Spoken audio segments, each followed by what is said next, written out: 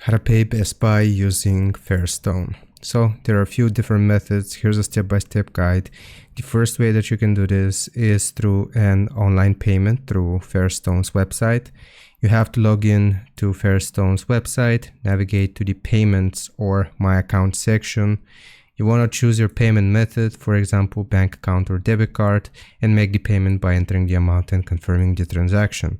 You can do this in person at a Fairstone branch as well. You want to visit a local Fairstone branch and you can make the payment in person using cash, debit, or other accepted payment methods.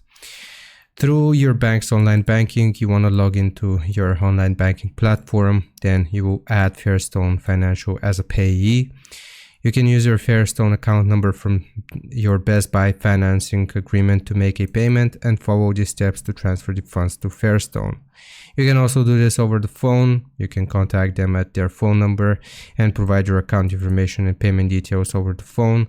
And the last option that you can do, or the last thing that you can do, is mailing a check. Here you can mail a check to Fairstone's payment processing address and ensure that you include your account number on the check to ensure it's applied to the correct account.